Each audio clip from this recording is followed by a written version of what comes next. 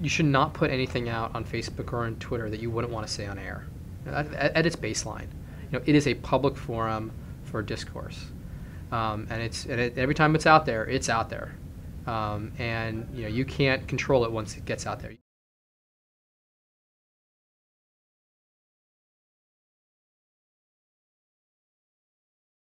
If you didn't make the right initial decision, it's never too late to go back and say, okay, we misstepped here.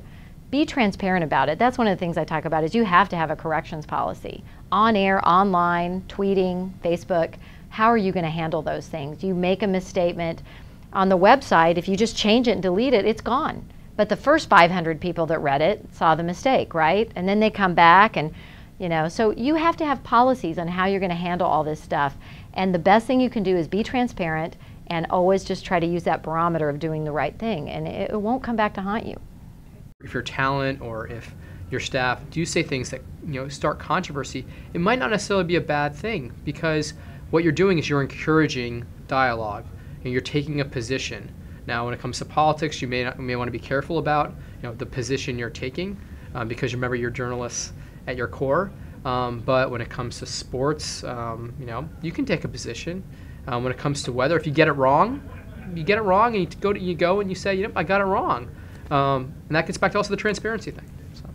What I would do, first of all, if it were turning negative, I get another post out there. So Facebook has to make a choice, and it'll show up in fewer people's feeds. I think that's one thing that you can do, is just make Facebook choose between posts, and maybe you'll have something else that will draw their attention away.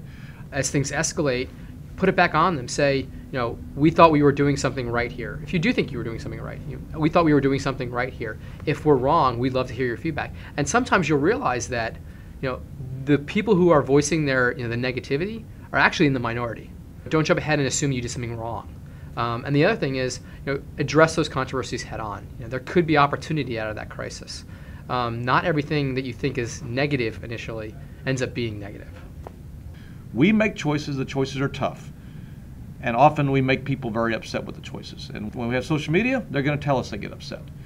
I think there's a place. I think a lot of stations are afraid to comment in the comments on their site and on Facebook. I don't think there's anything wrong with that.